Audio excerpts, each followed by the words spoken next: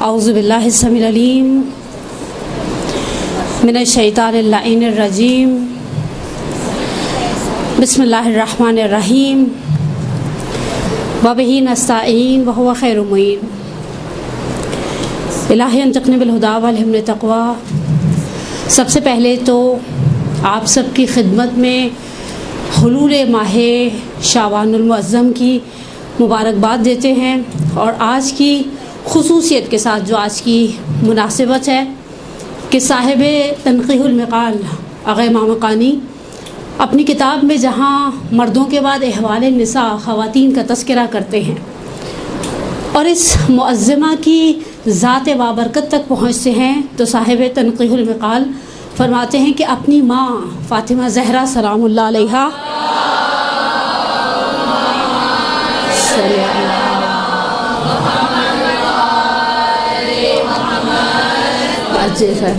اپنی ماں فاطمہ زہرا کے بعد کائنات کی خواتین میں اگر کوئی بے مثال ہے تو وہ زینب کبریٰ ہے، اور حقیقت ہے زینب ہمارے ہاں اردو میں ہمیشہ کہا جاتا ہے زین اور اب باپ کی زینت کا ایک طرح سے سمری ہے، حالانکہ زینب عربی میں خوشبودار درخت کو بھی کہا جاتا ہے، اور بھی زینب کے بعض معنی ہمارے علماء نے بیان کیے ہیں، اور مجھے آج دیا ہی موضوع گیا ہے، مجھے بڑا اچھا لگا، بڑے عرصے کے بعد فقہی مسائل سے ہٹ کر بھی میرے لیے کچھ اور تھا، تو ہاں انشاءاللہ اللہ کرے دونوں کے لیے بلیسنگ ہی رہے اور ذکر ہی بابرکت ہے، حقیقت ہے۔ اس سے پہلے کہ میں سیرت اور شخصیت کے حوالے سے کچھ تھوڑے سی جملے، اپنی جیب سے تو میں کچھ بھی بیان کرنے کا نہ حق رکھتی ہوں نہ مجاز ہوں، اس سے پہلے کہ میں سیرت کی طرف آؤں، میں 6 یا 7 منٹ کی کچھ مقدماتی گفتگو آپ کی خدمت میں عقائد کے حوالے سے اور ایسی بابرکت ذوات، یعنی جناب زینب کبریٰ لے لیں، ابو الفضل عباس لے لیں، یا ایسی شخصیات کے حوالے سے کچھ تھوڑے سے جملے آپ کی خدمت میں عرض کروں گی۔ وہ جملے شاید ممکن ہے آپ میں سے بعض کو خشک لگیں، خشک اس اعتبار سے کہ ہم نے اپنے ایک مزاج بنا لیا ہوا ہے، ہم صرف وہی سننا چاہتے ہیں جو ہمارا دل چاہتا ہے، اور پھر ہم وہی دینا چاہتے ہیں جو ہمارا دل چاہتا ہے، اسی لیے ہم محسوس کرتے ہیں۔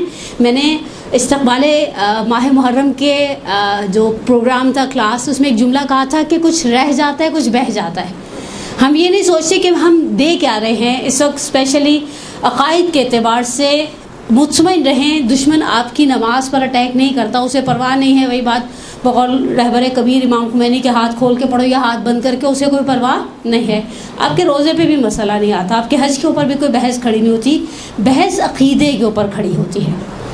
اور ہم سب جانتے ہیں کہ قرآن اگر 3 حصوں میں تقسیم کیا جاتا ہے، ایک حصہ اخلاق تھا، ایک حصہ احکام تھا، اور ایک حصہ عقائد تھا، اور ہم عملی زندگی کے اندر اپنے اس عقیدے کے اندر بعض چیزوں کے اعتبار سے اتنا خدشے دار ہے۔ آپ نے دیکھا ہے کراچی کی سڑکوں پر محسوس کیا ہوگا، کراچی کی سڑکیں پہلی بارش کے بعد بہنے لگتی ہیں، کیونکہ میں نے ایک دفعہ دیکھا ہمارے ایریا میں کنسٹرکشن ہوتی، مٹی کے اوپر وہ تارکل کی لیئر بٹھا رہے تھے۔ اب یہ تارکل جو مٹی پر بچھایا گیا ہے، پہلی موسلادھار بارش اس تارکل کو اور مٹی کو بہا کر لے جائے گی۔ عقیدہ بھی ہمارا مٹی کے اوپر بچھی ہوئی تارکول کی طرح ہے، ذرا سا کچھ ہوتا ہے وہ فوراً چلا جاتا ہے، پھر ہم کہتے ہیں کہ ہمارے بچے کیوں مثال کے طور پہ عقیدے کے اندر تزلزل کا شکار ہیں۔ میں لاسٹ ویک لاہور میں تھی تو وہاں بھی میں نے بچیوں سے کہا، میں نے کہا سب سے بڑا پرابلم یہ ہے کہ آپ لوگوں کے پاس عقیدہ نہیں ہے، اور جس شخص کا عقیدہ کمزور ہے اس کا عمل ممکن ہے اسے وہ فائدہ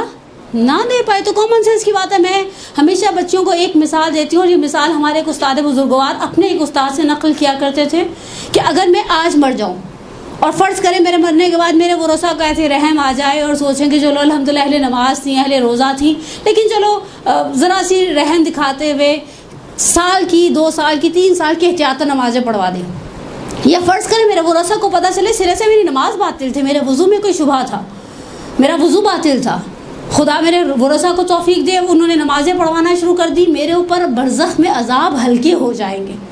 اچھا فرض کریں یہی سچویشن روزے کے ساتھ ہو، انہیں پتہ چلے میرے روزوں کے اندر پرابلم تھا، وہ مجھے روزے پیچھے سے بھیج سکتے ہیں، میرے بچوں کو میرے مرنے کے بعد پتہ چلے وہ جو میں نے 8 سال پہلے حج کیا تھا وہ حج باطل تھا، فقہی اس کے اندر اشکالات تھے، وہ حج کسی کو نائب بھیجے، وہ حج کے ارکان کو انجام دے، میری حج کی ذمہ داری سے میں بری ذمہ ہو جاؤں گی. لیکن اگر میں عقیدے کے خلل کے ساتھ مری ہوں تو اب میرے بچے میری قبر پر آ کر عقیدے کے انجیکشنز نہیں لگا سکتے. تو بس فوکس کریں.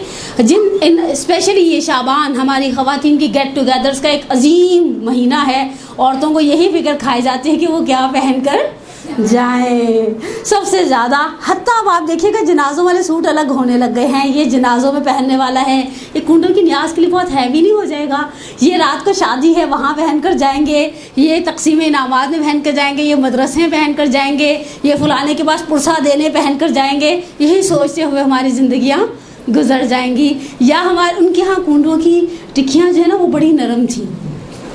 ہائے خدایا، سارا ہم و غم عورتوں کا فوکس ہوتا ہے کہ اللہ ہم یہ نہیں دیکھتے جس کے گھر کھا رہے حلال کھا رہے حرام کھا رہے ہیں. ان کے پچھلے سال بھی بڑے زبردست چھولے تھے، ان کے تو ہاتھ میں ذائقہ ہی بڑا. یقین کو میرا دل چاہتا ہے ہاتھ چونوں، ایسے چھولے بناتی ہے، وہی چھولے وہی پیاز وہی ریسیپی، بس کچھ ہے الگ سے. تو سامنے والا بڑی معصوم سی شکل بنا کے ہاں ذائقہ تو اصل میں ہاتھ میں ہوتا ہے، اور ہم بھی سر دبا کر جھکا کر کھا کر واپس آ جاتے ہیں. اچھا، ان گیٹ ٹوگیدر سے ہم نے اپنے دین کو کتنا فائدہ پہنچایا. ہم نے گیٹ ٹوگیدر سے اپنے دین کو، اور الخصوص ہمارے پاس بہت سارے سنہرے مواقع ہیں. اب آ جائیے حضرت زینب کے حوالے سے میں نے کہا کچھ عقیدتی بحث کی جائے. سب سے پہلے ایک چیپٹر ہے ہمارے ہاں عقائد علماء عقائد امامیہ کے اندر عصمت کا. عصمت کا لفظ آپ نے سنا ہوگا. عصمت کے حوالے سے بحث ہے کہ عصمت ہم جب بچوں کو ایک چیز سکھاتے ہیں، بہت چھوٹے بچوں کو ہی سکھانا شروع کرتے ہیں. اللہ بولے ہیں، پنجتن، امام، معصوم. انبیاء معصوم نہیں ہیں. وہ ہاں فرشتے معصوم نہیں ہیں. دیکھیں وہ بچہ تو بیچارہ بھی بولنے کے قابل نہیں ہے، ابھی ہم اس کے لیے تگودو کریں وہ بولے، جب بولے گا کہتے ہیں چپ کیوں نہیں رہتا. ٹھیک ہے نا. لیکن میرا آپ سے سوال ہے، یہ چیزیں ہم سب سکھا رہے ہیں یا نہیں سکھاتے؟ ویسے آج کل تو ہم نے مدرسے بھیجنا شروع کر دیا نا. حالانکہ میں نے پچھلے دنوں کچھ سال پہلے ایک سروے کیا تھا، جن مدارس کے اندر بچے بہت لمیٹڈ تعداد میں لیے جاتے ہیں اور ڈیلی بیسس پر بچہ جاتا ہے، بچے کو صرف 7.5 منٹ ملتے ہیں 1 گھنٹے میں. بہت دقیق کیلکولیشن تھی. بچہ جاتا ہے مدرسے میں، اٹینڈنس ہوتی ہے، بچہ جاتا ہے، دعائے سلامتی امام زمانہ پڑھی جاتی ہے، بچہ جاتا ہے، اسے سب بچوں سے سنا جاتا ہے نا. وہ ٹیچر ایک بچے کو 1 to 1 تو کوئی بھی نہیں لے کر بیٹھتا. اور یہ اس مدرسے کی بات ہے جہاں 20 سے زیادہ بچے کلاس میں نہیں اور روزانہ 1 گھنٹہ پڑھایا جا رہا ہے. آپ نے کبھی فوکس کیا؟ آپ میں سے بہت سو کے بچے ڈیلی بیسس پہ مدرسہ جاتے ہیں. ہم میں سے بات شاید ممکن ہے آپ لوگوں میں سے کوئی ایسا جو گھر پہ مدرسہ چلاتا ہے، کتنا کوالٹی ٹائم دیتا ہے. آگے کے چونچلے بعد کے چونچلے، وہ نیاز کی تقسیم لائنیں بن رہی ہیں، بچے مدرسے سے نکل رہے ہیں، کسی کو وین لینے آ رہی ہے، کسی کو ابا لینے آ رہے ہیں، کسی کو اماں لٹک کر لینے آ رہی ہے. یہ بچہ مدرسہ جا رہا ہے یا میرے پاس گھر میں بیٹھا اور میں نے اسے سکھانا شروع کیا اللہ 1، پنجتن 5، امام 12، معصوم 14. انبیاء کے بارے میں کیوں نہیں آپ نے اسے کچھ کہا؟ جواب دے. 1 منٹ چپ کر جاؤں؟ چپ شاید زیادہ اچھی لگوں آپ کو. میں ابھی لاسٹ میری اتفاق سے سیٹرڈے کو غسل و کفن کا سیشن تھا. 2.5 گھنٹے بولنے کے بعد میں نے کہا 2 دن بولنے کے قابل نہیں رہوں گی. میرے بچے کہ اچھا امی کی داڑھ میں درد ہے یا بہت بول کر آ گئی ہیں، اب مزید ہمت نہیں رہی. انبیاء معصوم نہیں تھے کیا؟ ہمارے عقیدے میں تھے نا؟ تھے. اوکے آگے چلیے. جب ہم عصمت کی بات کرتے ہیں تو ہمیں ہمیشہ یاد رکھیں معصوم ہمارے پاس 2 طرح کے ہیں، عصمت کبریٰ اور عصمت کبریٰ میں وہ عصمت ہے. اچھا، عصمت کی بیسیکلی ڈیفینیشن کیا ہے؟ اس عصمت کے ساتھ ایک اور چیز اس ہماری شریعت کے اندر ہے، وہ ہے لفظ عادل، عدالت. عدالت کی آسان ڈیفینیشن اگر ہم آغا جعفر سبحانی دامت ظلہ العالی کی کتاب کو اٹھا کر دیکھیں، شرح استدلالی جو انہوں نے لکھی ہے، عادل ایسے شخص کو کہتے ہیں جو کبیرہ کو انجام نہیں دیتا اور صغیرہ کو رپیٹ نہیں کرتا. صغیرہ کی ایک مثال بنائیں. آپ لوگ مدرسے والے ہیں، مجھے آپ سے امید نہیں تھی آپ لوگ ایسی خاموشی سے میرا سامنا کریں گے. دیکھیں، پیش امام عادل ہونا چاہیے، گواہ عادل ہونا چاہیے. طلاق کے سیغے 2 عادل مردوں کے سامنے پڑھے جائیں گے. چاند کی گواہی 2 عادل مرد دیں. کسی کی عدالت کی بحث تو بہت جگہ آتی ہے نا. پیش امام آپ کی پوری نماز میں سے صرف آپ کی الحمد اور سورہ کی ذمہ داری لیتا ہے، اس کے علاوہ وہ آپ کی نماز میں سے کوئی ذمہ داری ایکسیپٹ نہیں کرتا. وہ ایسا ہو، وہ ویسا ہو، وہ ویسا ہو، وہ عادل ہو، وہ عادل ہو یعنی کبیرہ کو انجام نہیں دیتا، کبیرہ یعنی جھوٹ نہیں بولتا، غیبت نہیں کرتا مثلا، اور سینکڑوں مثالیں ہمارے پاس، یعنی 100 کے لگ بھگ یا شاید اس سے زیادہ گناہ کبیرہ کی ایک فہرست ہے. کچھ اخلاقی فہرست تو شہید دستگیر شیرازی نے باقاعدہ گناہ کبیرہ نامی کتاب کے اندر اشارہ بھی کیا ہے، بیان بھی کیا ہے. صغیرہ کی مثال بنائیں. چلیے آج آپ لوگوں کو میں نے گھیر لیا جنہوں نے بھی جا کے کنڈوں کی نیاز کہیں کھانی ہے.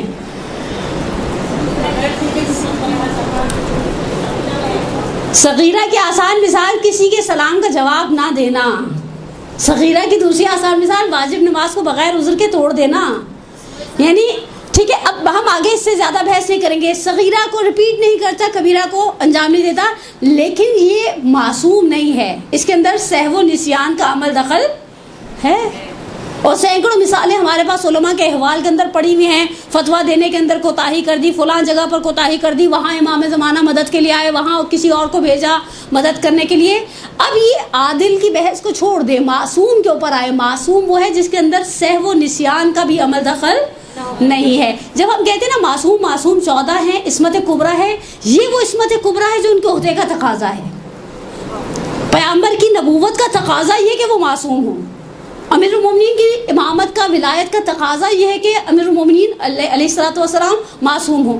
جناب زہرا سلام اللہ علیہا، اور اس کے بعد پھر ہمارے پاس مزید جو 11 ائمہ اطہار کی فہرست ہے. کیا عصمت ان پر منحصر ہے؟ نہیں. میں آپ کی خدمت میں 4 چھوٹی چھوٹی سی مثالیں دیتی ہوں. معصومین صغرا یعنی یہ وہ لوگ ہیں جن کی زندگی میں گناہ کا تصور، گناہ کا، دیکھیں معصوم کی ایک ڈیفینیشن جہاں وضاحت کرتے ہیں ہمارے علماء علم کلام، وہاں یہ بھی فرماتے ہیں کہ اس کے اندر گناہ کا قصد بھی نہیں ہے. اور سب سے پیاری مثال آقا محسن قراتی نے دی. کہا آپ کے انسان سوچے وہ کیسے کوئی شخص ہے جو گناہ کا تصور نہیں کر سکتا. تو آقا قراتی نے مکتب رسول میں، ان کی کتاب اردو میں موجود ہے، اس میں ایک مثال انہوں نے کہا بعض کاموں کے معاملے میں ہم بھی معصوم ہیں. ہم نے کبھی سوچا کہ ہم اس بلڈنگ کی چھت پر، یہ تو ویسے 3-4 منزلیں ہیں ہماری بلڈنگ کی چھت پر، میں نے کبھی نہیں سوچا میں بلڈنگ کی چھت پر چڑھ جاؤں اور چھلانگ لگا دوں. اس عمل کی نسبت میں معصوم ہوں. ایک، ہم نے کبھی سوچا گھر میں گوشت آتا ہے، سب کے آتا ہے، کسی کے یہاں چکن، کسی کے یہاں مٹن، کسی کے یہاں بیف، کچا گوشت کھائیں. کبھی سوچا؟ گھن آئی نا، سوچ کے گھن آتی ہے. ہم تو کچا دودھ نہیں پیتے، کچا گوشت، کچا پکا کھا لیتے باربیکیو کے نام پر، لیکن خالص کچا گوشت کھانے کے روادار نہیں ہیں. اچھا فقہی اعتبار سے حرام ہے یا حرام نہیں ہے یہ بھی ہمیں نہیں پتا. آپ کو پتہ ہے کہ فقہی اعتبار سے کچا گوشت کھانا جائز ہے یا جائز نہیں ہے؟ آئیڈیا نہیں ہے نا. آپ کہہ بھی نہیں سکتے کہ حرام ہے یا حلال. خود اس عمل کی نسبت ہم نے بھی کبھی نہیں سوچا لمحے کہ ہم کچا گوشت گھر میں آیا اس میں سے تھیلی میں سے بوٹی نکالیں، دھوئیں اور کھا لیں. نہ، کبھی سوچا بھی نہیں. ہمیں سوچ کر گھن آتی ہے. جو اولیاء خدا ہے انہیں غیبت کرنے سے گھن آتی ہے. جیسے میں نے آپ کے سامنے ایک مثال دی ہے کہ میں کچھ چیزوں کے بارے میں سوچ بھی نہیں سکتی، اسے اس چیز کا باطن معلوم ہے. میں اور آپ ذبیحہ کا، حلال گوشت، جانور کا کچا گوشت کھانے کے بارے میں سوچ نہیں سکتے. مرغی کی بوٹی اٹھائیں اور کھا لیں، اور بکرے کی بوٹی اٹھائیں اور کھا لیں. وہ جو ولی خدا ہے وہ جانتا ہے غیبت کرنا ایسے ہی ہے جیسے اپنے مردہ بھائی کا گوشت کھائے. یہ قرآن کہتے نا کیا، یعنی جو غیبت کرنا ہی ایسی ہے، یاکل لحم اخیہ میتا فکرہتموہ. خود قرآن میرے اور آپ کے مزاج کو جانتے ہوئے کہتے ہیں ہم جانتے تم اس کام سے گھن کھاتے ہو. تو پس معصوم ان 14 معصومین کے جو صاحبان عصمت کبریٰ ہیں.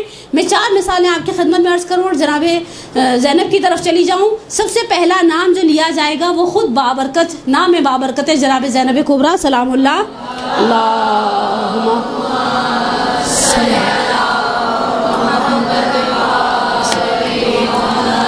اجل فرد. یعنی ہم سوچ بھی نہیں سکتے جناب زینب کبریٰ سلام اللہ علیہ کی زندگی میں کہیں خدا نخواستہ نقل کفر نہیں ہوتی، کسی گناہ کا شائبہ ہو.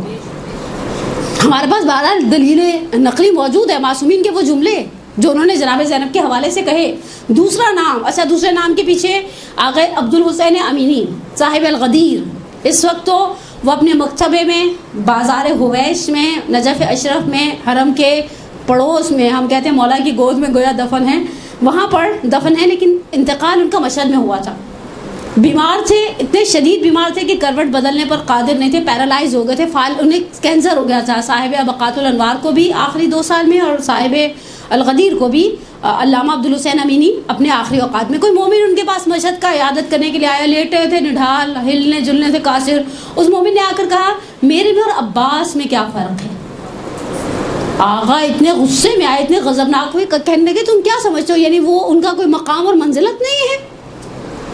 اور یہ کہہ کر اپنے آپ کو سہارا دے کر بٹھانے کی کوشش کی. کہا میں جو ابوالفضل عباس کے نوکروں کا نوکر ہوں، میرا بندے کفش یہ جو جوتے کے اندر لوپس ہے نا، یہ بھی ویلیو رکھتی ہے، اس لیے کہ ہم ان سے نسبت رکھتے ہیں. یعنی دوسری ذات بابرکت جس کے بارے میں آپ گناہ، سہو و نسیان، خطا، ان سب کے بارے میں سوچ نہیں سکتے، وہ ذات بابرکت ہے ابوالفضل عباس علیہ الصلوۃ اللہم صلی علی وعجل فرجہم. پھر تیسرا نام شاہ عبدالعظیم حسنی. آپ سوچئے معصوم ان کی زیارت کے ثواب کو سید الشہداء کی زیارت کے ثواب کے برابر قرار دے رہے. اور چوتھا اور آخری مثالی نام، ورنہ میرے پاس 12-13 نام تھے، چوتھا اور آخری نام جناب فاطمہ معصومہ، ہمشیرہ امام رضا. بہرحال امام رضا کی کوئی ایک آدھ بہن نہیں تھی، کثیر العیال ترین معصوم ہیں امام کاظم. لیکن جو مقام بزرگوار اس شہزادی کا ہے، اس بیوی کا ہے، وہ مقام امام کاظم کی کسی اور بیٹی کے نصیب میں یا کسی اور بیٹی کے پاس نہیں ہے. یہ وہ صاحبان عصمت صغریٰ ہیں کہ جن کے اندر، اچھا وہ جو عصمت کبریٰ ہے، اس عصمت کے بھی درجات کے اندر فرق ہے. جملے تو شاعر کے ہیں لیکن بڑے ہی خوبصورت طریقے سے کہتے ہیں شاعر، یہ محسن نقوی شہید کے جملے ہیں کہ آدم خطا کرے تو کوئی نقصان بھی نہیں، شبیر میں خطا کا تو امکان بھی نہیں. ادنا سے شان دیکھیے شہ مشرقین کی، آدم بہشت میں بھی ہے ریت حسین کی. سید الشہداء کی عصمت کو آپ معصومین کی یا ائمہ اطہار کی عصمت کو آپ انبیاء کی عصمت کے ساتھ ملا نہیں سکتے. ان کا بہرحال آدم صفی ضرور ہے، اوصاف گر نہیں. بہرحال یہ اب آ جائیں، اگر ہم صاحب عصمت صغریٰ جناب زینب کبریٰ کے حوالے سے ہم دیکھیں، ہم تو اس بیوی کے بارے میں سے آغا کاظم قزوینی علی اللہ مقامہ کی کتاب پڑھی تھی، فاتح زینب کبریٰ، اردو میں ہے اور بڑی خوبصورت کتاب ہے. اس میں انہوں نے ایک جملہ کہا، اس جملے نے مجھے بہت شدید تکلیف بھی پہنچائی. کہا اس بیوی کی زندگی اتنی مرموز تھی، اتنی انہوں نے اپنے آپ کو اتنا پیک کر کے رکھا ہوا تھا کہ ان کی ذاتی زندگی کے بارے میں کوئی چیز آپ کو تاریخ میں کھلی بھی نہیں ملی. تقریباً آلموسٹ 60 سال سے کم عمر کے عرصے میں دنیا سے چلی گئی. میں اب ان روایات کے اختلاف کی طرف نہیں جانا چاہتی کہ واقعہ کربلا کے بعد کتنے سال زندہ رہی. تقریباً 56 سال 55 سال کا سن واقعہ کربلا کے اندر تھا شہزادی کا. لیکن اگر آپ شہزادی کی ساری سیرت کو اٹھا کر دیکھیں تو بیچ میں آپ کو صرف گنے چنے مشہور واقعات ملتے ہیں. جو واقعات بی بی کے حوالے سے کچھ جملے کہتے ہیں، پروردگار انشاءاللہ آپ کے اور میرے مقدر میں بار بار کربلائے معلیٰ جانا مقدر کرے ہم سب کا. جب ہم تفتیش پر داخل ہوتے ہیں تو انہوں نے پینافلیکس لگایا ہوا ہے کہ امیر المومنین کے ایک پڑوسی کہتے ہیں کہ میں کئی سال علی کے پڑوس میں رہا، لیکن میں نے زینب کی قد و قامت کو نہیں دیکھا، قد و قامت کو نہیں دیکھا. یعنی ایسا نہیں تھا کہ شہزادی جسے کہے نا کہ جہاں دل چاہا اٹھ کر چلی گئی، اور اس طرح کا سیٹ اپ نہیں تھا. 17 ہجری کے اندر شادی کا تذکرہ ملتا ہے. یعنی میں اب مشہور روایات کو لے رہی ہوں، ایک آدھ سال کا اختلاف آپ کو ہر جگہ روایت کا مل جائے گا. مثلاً تقریباً 11 یا 12 سال کی عمر مبارک ہے جب عبداللہ ابن جعفر طیار کے گھر بیاہ کر آئی ہیں. شہزادی والد کے گھر سے شوہر کے گھر منتقل ہوئی ہیں.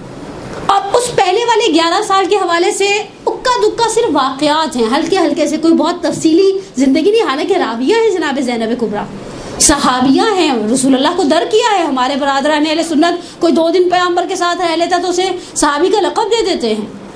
بلکہ کہا جائے رسول کی آغوش میں زندگی کے کچھ شروع کے سال گزارے ہیں تو حق رکھتی ہیں، وہ بہرحال پیغمبر کی پہلی نواسی ہے.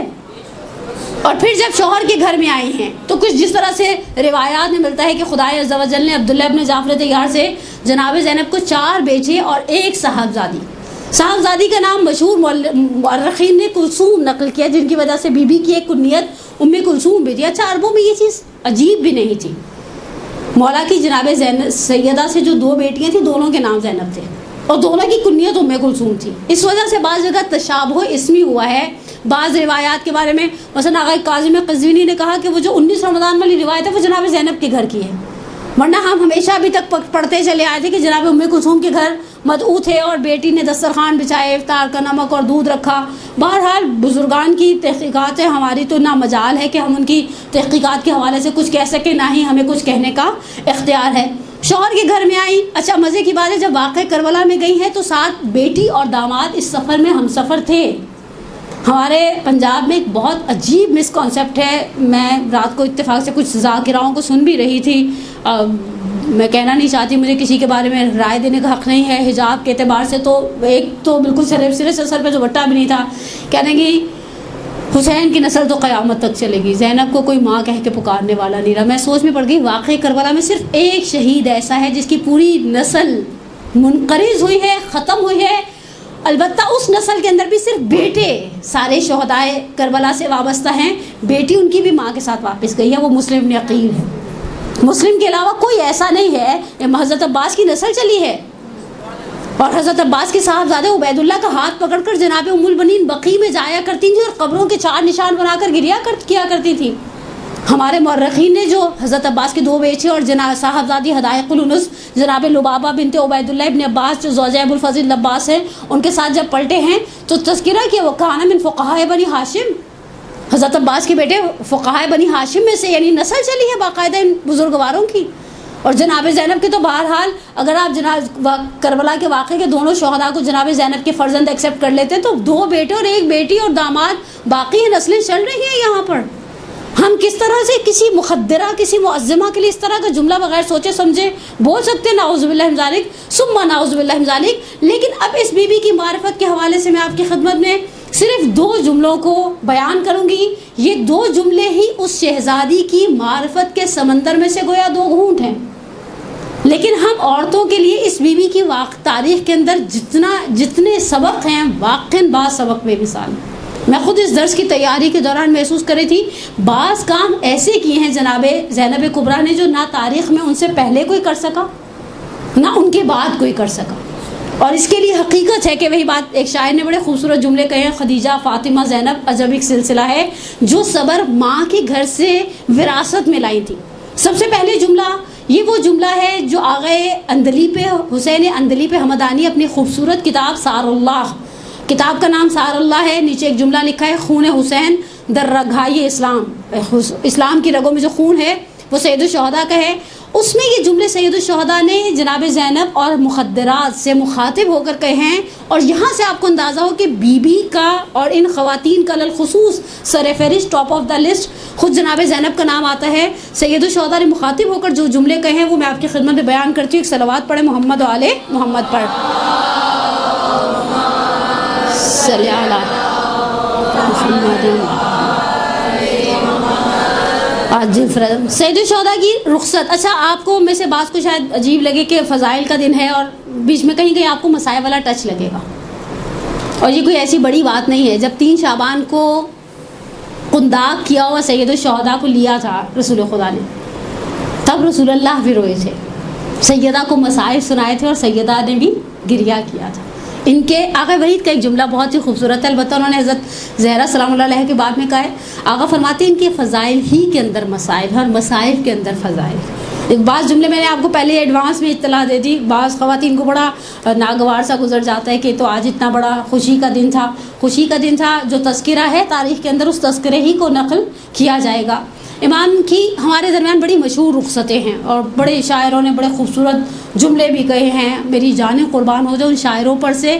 سبط جعفر کو یاد کروں ایک جملے میں, عشق جب تک نہ ہو شعر ہوتا نہیں, مجھ میں کب اہلیت تھی تیری مدح کی, میرے مولا میں قربان تیرے عشق کے.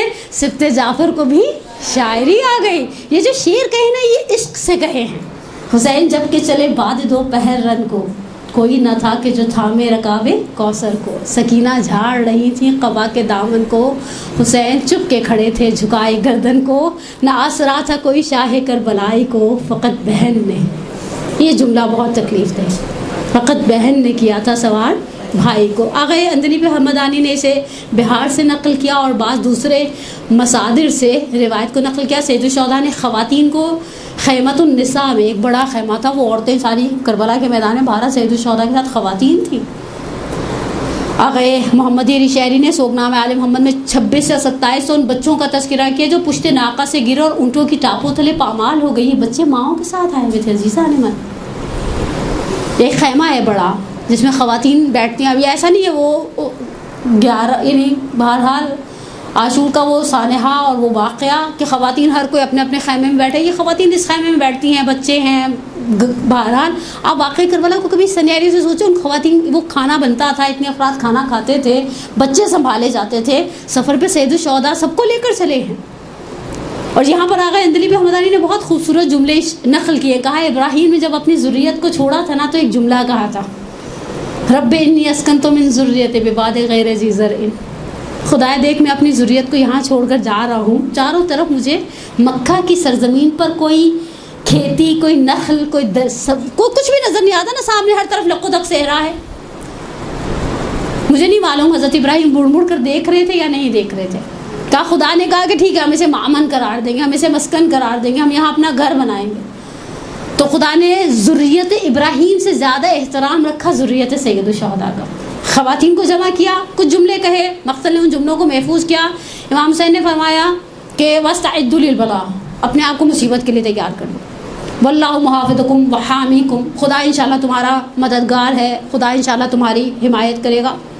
واللہ یراکم سبایا, اللہ میاں دیکھے گا تمہیں اس حال میں کہ تم کس طرح سے بے ناکاؤ, بے کجاوا پالا اونٹوں پر سفر کرایا جائے گا. اس کے بعد امام نے کچھ جملے کہے.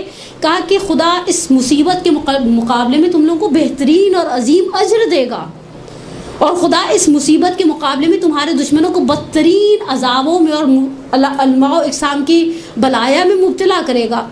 دیکھو تم کوئی ایسا کام نہیں, کوئی ایسی بات نہیں منہ سے نکالنا جو تمہاری قدر و قیمت کو کم کر دے. اچھا یہ جملہ آپ اپنے ذہن میں رکھیے گا. یہ جو آخری جملہ ہے نا, اس میں سب سے بڑا, یعنی میری سینیریو کے مطابق, میری نگاہ کے مطابق سب سے بڑا سبق جناب زینب کی زندگی کا اس ایک جملے کے اندر چھپا ہے. کوئی منہ سے ایسی بات نہیں نکالو گے جو تمہاری قدر و قیمت کو کم کر دے. اب میں تاریخ اسلام کی دو اور مثالیں دوں, اور اسی جملے پر واپس آ کر اس بات کو یہاں تک سمیٹ کر امام صادق کے جملے کی طرف چلی جاؤں. آپ کے ذہن میں واقع کربلا ہے 61 ہجری 10 محرم, جو خاندان پیامبر پر گزر گئی. سید عبداللہ فاطمی نیا نقطہاز گفتہا نامی کتاب میں ایک جملہ نقل کرتے ہیں. کہتے ہیں میں ایک سنی عالم سے کانفرنس میں ملا, 350 صفحے کی کتاب لکھی تھی حسین کی عظمت اور سید الشہداء کی مظلومیت پر. میں نے ان سے کہا اگر آپ اس کی سمری بنانا چاہیں تو بنا سکتے ہیں. کہا ایک جملے میں. سید فاطمی نیا کہتے ہیں میں حیران ہو گیا, ایک 350 صفحے کی کتاب کو کوئی ایک جملے میں کیسے سمری بنا سکتا ہے. میں نے اس سنی عالم دین سے کہا سمری بنائیے. کہا حسین کے ساتھ وہ کیا اخشعرت بہ الجلود, جس کو سننے کے بعد رونگٹے کھڑے ہو جاتے. اور مجھے نہیں معلوم حسین کی بہن نے یہ سب کیسے دیکھا. پہلا سینیریو جو آپ کی خدمت میں نقل کر رہی ہوں, 3 یا 4 ہجری 15 شوال المکرم, میدان احد. تاریخ میں ایک جملہ ہے, رسول اللہ پہنچے میدان احد میں, رسول اللہ کی آنکھوں سے آنسو جاری تھے, محاسن سے گر رہے تھے, داڑھی سے آنسو گر رہے تھے. رسول کو پتہ چلا ان کا شیر دل جری چچا میدان احد میں زمین پر لاش گری ہوئی ہے. ہم سب جانتے ہیں ہندا نے لعنت بھیجے نا زیارت عاشورہ میں, آکلت الاقباد اللعین ابن اللعین علی لسانک و لسان نبی. ہندا نے جگر نکالنے کی کوشش کی تھی, حمزہ کی لاش کا مصلاح کر دیا گیا تھا, لاش کی بہت بے حرمتی ہو گئی تھی. رسول اللہ کھڑے ہیں, صحابہ پاس کھڑے ہیں, تاریخ گواہ ہے. میدان احد کی 15 شوال کی تاریخ میں حمزہ کی میت پر گریا کر رہے ہیں. کسی نے پیچھے سے آ کر رسول اللہ کے کان میں ایک جملہ کہا, یا رسول اللہ صفیہ بنت عبد المطلب آ رہی ہیں. صفیہ کا اور حمزہ کا آپس میں بہن بھائی کا رشتہ ہے. صفیہ آ رہی ہیں شہدائے احد کی قبروں پر, اسپیشلی اپنے بھائی کو. صفیہ کو بھائی سے بہت محبت بھی تھی. وہ جناب عبد المطلب کے بچے بھی بہت سارے تھے, لیکن جناب صفیہ کو بہت محبت تھی حمزہ سے. رسول اللہ نے بلال سے, بعض روایات کے مطابق بلال سے کہا جاؤ جا کر صفیہ کو روک دو, جہاں پر بھی ہیں صفیہ میدان احد میں. انہوں نے صفیہ کو روک دیا. پہلا کام یہ کہ اپنے کندھوں سے ابا اتاری, حمزہ کے اوپر ڈالی. حمزہ قد دراز تر تھے, حمزہ کا جسم پوری طرح ڈھکا نہیں. میدان احد سے جھاڑیاں جمع کرنا شروع کی, پنڈلیوں کو ڈھانپ دیا. صحابہ نے کہا یا رسول اللہ کیا کر رہے ہیں. کہا جاؤ اب بلال سے کہو صفیہ کو لے آئیں. کہا کیا کر رہے ہیں یا رسول اللہ. کہا وہ جو آ رہی ہے نا, وہ اب میرے الفاظ میں رسول اللہ کے جملوں کا مفہوم اور خلاصہ, وہ جو آ رہی ہے نا وہ اس کی بہن ہے. اور یہ کہنے کے بعد صفیہ آئیں, بھائی کو دیکھا, بھائی کے جسم کو دیکھنے نہیں دیا. آپ نے یہ جملہ سن لیا, آپ کے ذہنوں کے اندر یہ نقش. اچھا رسول اللہ کی 23 سالہ زندگی کا دردناک ترین دن احد کا دن ہے. واپس جب مدینے میں آئے نا، دیکھا مدینے کے ہر گھر سے گریے کی آواز بلند ہے، پلٹ کر صحابہ سے کہا حمزہ پر رونے والا کوئی نہیں ہے؟ حمزہ کو اس چیز نے اتنا اریٹیٹ کیا، اپنے گھروں کو گئے، اپنی عورتوں سے کہا اپنے مردوں کو بعد میں رونا، پہلے جا کر رسول اللہ کو حمزہ کا پرسہ دو۔ اور میں نے پڑھا ایک کتاب میں آغا فاطمیہ نے کہا اس دن سے لے کر آج تک مدینے میں مومنین جب گھر سے جنازہ اٹھاتے تو حمزہ کے کچھ جملے پڑھے جاتے اور پھر میت اٹھائی جاتی۔ واللہ عالم، بہرحال مجھے تو اس چیز کی بارے میں بہت زیادہ معلومات نہیں ہیں، لیکن اسی چیز کو ذہن میں رکھیے گا، یہ 4 یا 3 ہجری ہے جنگ احد، اب 11 محرم ظہر کا وقت ہے۔ ظہر تک تو عمر سعد نے اپنی کچھ لاشیں دفنائی تھیں کربلا کے میدان میں، کربلا کے میدان میں کچھ لاشیں دفنائی تھیں۔ میں کبھی کبھی سوچوں عمر سعد تیری جرت کیسے ہوئی؟ جناب زینب مخاطب ہوئی عمر سعد سے اس مقام پر جہاں تلے زینبیہ پر کھڑے تھے، اور کہا عمر تم دیکھ رہے ہو یہ جو ہو رہا ہے حسین کے ساتھ؟ اور شہزادی نے کے سامنے کچھ 7 خواتین ہیں، کچھ سہمے ہوئے بچے ہیں، اور شہزادی تیار ہو رہی ہے ایک اور سفر کے لیے۔ راوی کہتے ہیں، حمید ابن مسلم ازدی ہے، کہتے ہیں میں نے دیکھا حسین کی بہن نے دیکھا کہ بیویاں بہت سراسیمہ ہیں، کس طرح سے بیٹھیں گے، بھابھیوں کو، بہنوں کو، ماں کی کنیز کو سوار کرا دیا۔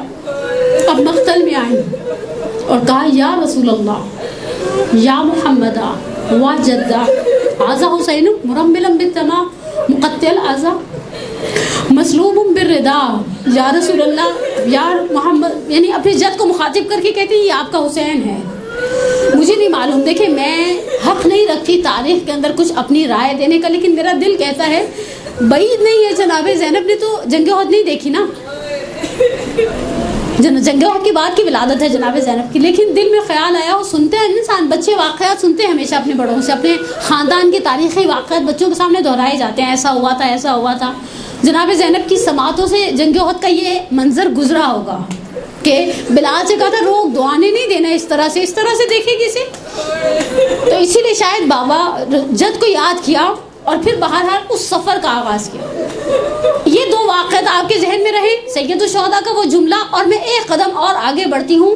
اب سید الشہداء نے یہ جملہ آخر میں نصیحت کی تھی، حتیٰ روایات کہتی ہیں کہا تھا مجھے نماز شب کی دعا میں یاد رکھنا۔ دیکھیں امام معصوم کے جملے ہیں، کلام امام الکلام ہوا کرتا ہے، ایسا نہیں کہ کسی شخص کو نماز شب پڑھنے کی عادت ہے نہیں ہے، کہہ دیا بس تم پڑھ دینا، میرے لیے دعا یاد کر دینا۔ ہم جیسے بعض لوگوں کو کہہ دیتے ہیں ہمیں پتہ بھی نہیں ہوتا وہ نماز شب پڑھتا بھی ہے یا نہیں پڑھتا۔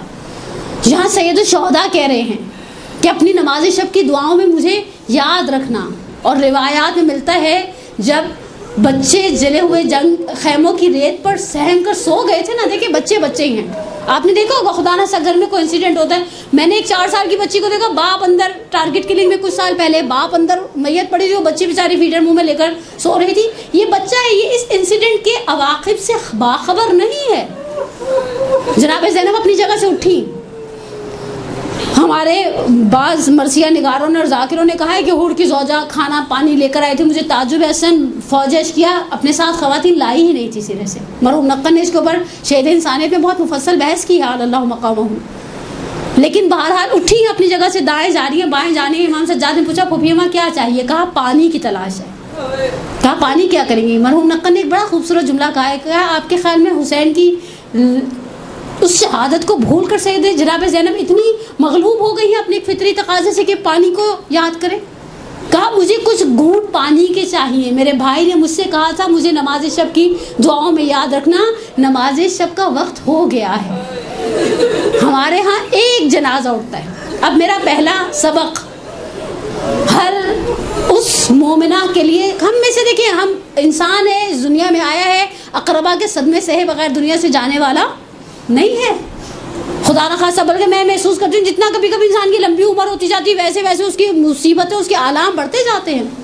صرف آپ کے ذہن کو تھوڑا سا تقریب ذہن کے لیے ایک مثال دیتی ہوں۔ حکایات انبیاء میں ایک واقعہ ملتا ہے، حضرت جبرائیل آئے تھے حضرت سلیمان بن داؤد کے لیے آب حیات لے کر، حضرت جیسے ہی لے کر آئے حضرت سلیمان کے سامنے، وہ مصاحب، وہ دربار، آپ نے واقعات سنے ہوں گے حضرت سلیمان بن داؤد کے، اس سلطنت کے اور اس دربار کے اور اس کی خوبصورتی کے اور اس کے جاہ و شم کے. جیسے ہی جبرائیل لے کر آئے آب حیات، سلیمان بن داؤد نے سب مصاحبوں سے، درباریوں سے پوچھا کہ تم لوگوں کا کیا مشورہ ہے، یہ آب حیات پی لوں؟ سارے کے سارے کہیں گے ہمیں دیتا تو ہم تو ضرور پی لیتے. اچھا، ان مصاحبوں میں، ان کمپینینز میں، جو ساتھ والے ہوتے ہیں ان کے اندر ایک بندہ کم تھا. سلیمان بن داؤد علیہ السلام نے کہا کہ اسے لے کر آؤ. وہ بندہ دربار میں لائے گا. سلیمان بن داؤد علیہ السلام نے پوچھا کہ یہ آب حیات ہے، یہ جبرائیل امین ہے، یہ میرے لیے لے کر آئے ہیں، آفر ہے، نیسیسری نہیں ہے، پیوں یا نہ پیوں؟ حضرت اس آنے والے شخص نے، اس کا نام میرے ذہن سے اسکپ ہو گیا، اس نے پہلا سوال کیا، کیا صرف آپ کے لیے لایا یا پوری فیملی کے لیے لایا؟ سلیمان بن داؤد نے بڑے اس سے کہا میرے لیے لایا، میں اللہ کا نبی ہوں. ایسا تھوڑی یہ آفر ساری فیملی کے لیے ہے، ایسی یہ پاکستانی حکومت ہے جو ایسی آفریں پوری فیملیوں کو دیتی ہے وزیروں کی، وہ اللہ کے نبی ہیں، وہ عہدہ نبوت کا سلیمان علیہ السلام کے پاس ہے. کہا یا نبی اللہ کبھی مت پیجیے گا.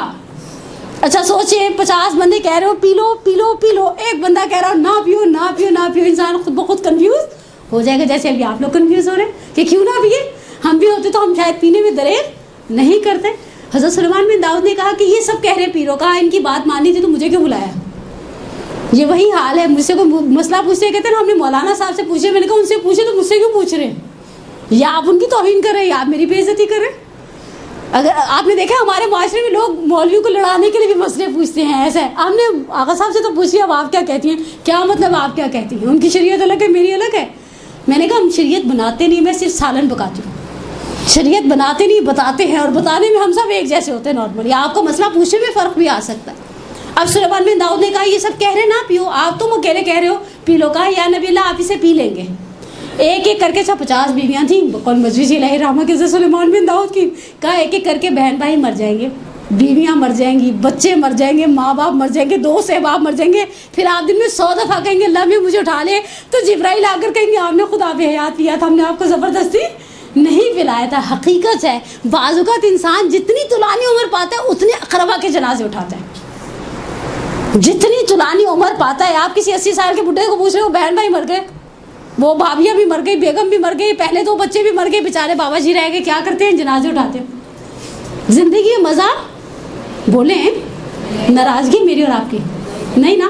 زندگی کی کچھ چیزوں میں مزہ ہے. اچھا اب انسان جب صدمے سے آتا ہے، میرا پہلا درس اس گفتگو سے، ہمارے ہاں اب میں جو جملہ کہنے کی نا آپ کو بڑا تلخ سا لگے گا، آپ مینجمنٹ کو ایک پرچی پر لکھ کے دیجیے گا، زہرا کی دوبارہ درس سے لگوائیے گا. لیکن حقیقت ہے میں نے جنازوں پر دین کا جنازہ اٹھتے ہوئے دیکھا ہے.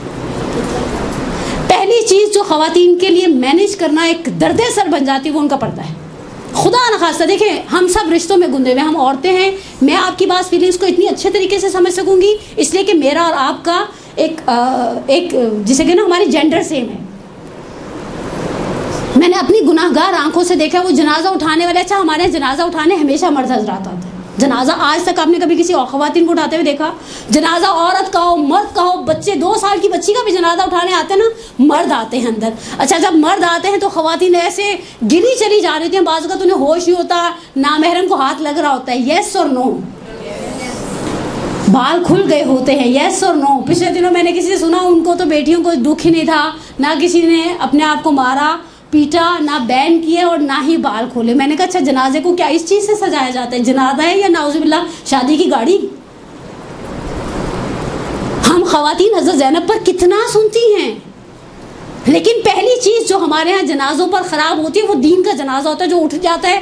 اس جنازے کے ساتھ بعض اوقات چچا زاد بھائیوں سے خواتین لپٹ کر، نعوذ باللہ میں نے اپنی گناہ گار آنکھوں سے دیکھا نہیں تھا، مثال بنانے کی مجاز نہیں تھی. وہ ساتھ لگا کر تسلی دے رہے ہیں نہیں رو نہیں رو نہیں رو، اور جو انہیں ملتا وہ ہمارے اندر صبر کا نام اس موقع پر باقی نہیں رہتا. دوسری مثال، اب جناب زینب کا واقعہ تو آپ کو مجھ سے بہتر معلوم ہوگا انشاءاللہ. دوسری چیز نماز. اکثر گھر والے کو نماز کا کوئی اتنا خاص ہوش، البتہ میں نے اسی کراچی کے اندر کسی کے جنازے پر دیکھا، ہم ویڈیو کے ساتھ افسوس کرنے کے لیے کھڑے تھے اور وہ اللہ اکبر کہہ کے نماز پڑھ رہی تھی. ایسے لوگ ہمارے درمیان موجود ہیں، وہ معصوم نہیں ہیں، وہ ہماری طرح خطاؤں سے سہو و نسیان سے بھرے ہوئے انسان ہیں، لیکن وہ خدا سے صبر مانگتے ہیں اور خدا انہیں صبر. دیتا ہے. ہم نے صبر مانگا بھی تو نہیں. ایسے مصیبت کے موقع پر کہتے خدائے انا للہ و انا الیہ راجعون. پردہ خواتین کا باقی نہیں رہتا. نماز کی بہت سارے لوگوں کو نعوذ باللہ کہنا چاہیے ہوش نہیں رہتی کہ نماز پڑھنی ہے. بس یہ چاہتے ہیں ہم اسے کچھ ٹرنکولائزر دے کر سلا دیا جائے. رونے دو, روئے گا. جب ابراہیم کا انتقال ہوا تھا پیغمبر کی آنکھوں میں آنسو تھے. آغا جعفر سبحانی فرازہائیہ زندگانی پیغمبر اسلام میں ایک مثال بناتے ہیں. کہتے ہیں کسی نے جا کر بڑی طنز والے لہجے سے, سارے تو چاہنے والے نہیں تھے نا, خالص نہیں تھے, کہا کہ یا رسول اللہ ہمیں کہتے ہیں صبر کرو صبر کرو صبر کرو, اور خود آپ کی آنکھوں میں آنسو ہیں. اللہ کے رسول کے جملوں کا مفہوم ہے دل کو آگ لگتی ہے, آنکھ سے آنسو بہتا ہے. لیکن ہم خاندان پیغمبر زبان سے کوئی ایسا جملہ نہیں نکالتے جو خدا کی مرضی کے خلاف ہو. تیسرا درس یہی ہے. پہلا جملہ خدا نخواستہ دیکھیں اولاد کا وہ میر انیس کے مرثیے واقعی حق ہے. اے مومنو اولاد کا مرنا بھی غضب ہے, اولاد کا مرنا بھی غضب ہے. ہم بعض اوقات جنازوں پر اگر کسی مومنہ کے جوان سال بچے کا یا بچی کا انتقال ہو جائے تو ہم کہتے ہیں اس کی آئی مجھے کیوں نہیں آئی. سید الشہداء نے جناب زینب سے کیا کہا تھا؟ وَاسْتَعِدُّوا لِلْبَلَاءِ وَاللَّهُ مُعَافِدُكُمْ وَمُحَامِيكُمْ. آخری جملہ امام حسین کا کیا تھا؟ منہ سے کوئی ایسی بات نہیں نکالو گی جو تمہاری قدر و قیمت کو کم کر دے. یہ قضاء و قدر ہے, یہ قضاء و قدر ہے. اس کے سامنے کوئی ڈٹ سکتا ہے؟ ہاں, اگر خدا نہ سے ایک قریبی عزیز چلا گیا ہے ہم اب اس کو واپس لا سکتے ہیں؟ ہم میں سے کوئی بھی واپس لانے کی صلاحیت نہیں رکھتا. یہ خدا کی سنت نہیں ہے. لیکن ہمارے ہاں کفر آمیز جملے بولے جاتے ہیں.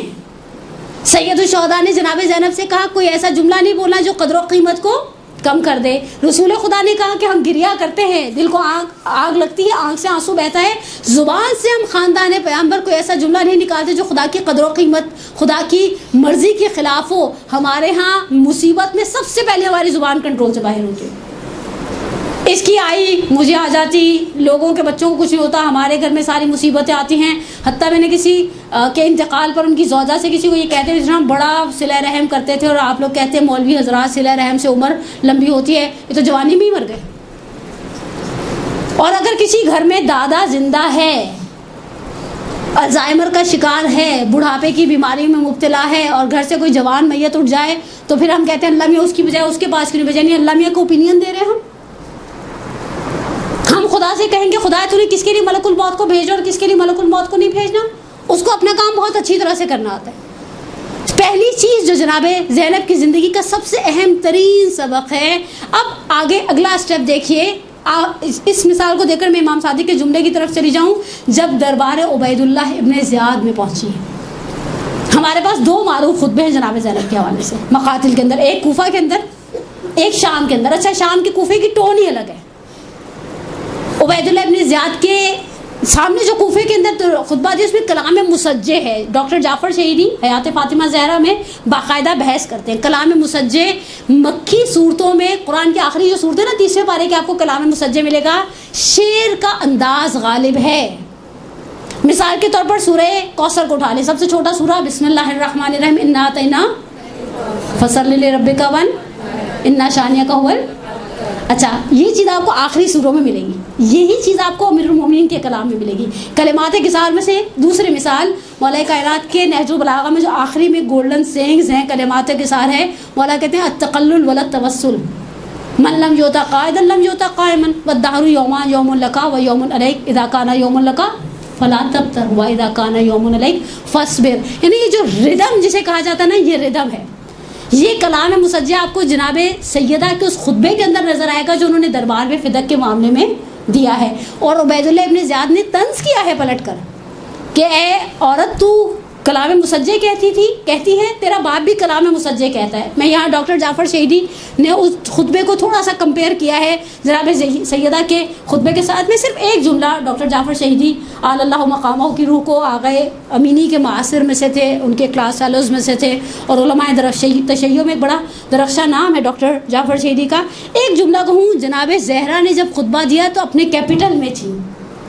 حامی اور ناصر مددگار پاس تھے, مولا پاس تھے, سلمان فارسی پاس تھے, عمار یاسر پاس تھے, ابو ذر مقداد اور اس طرح کے بزرگواران بنو ہاشم کے پاس تھے.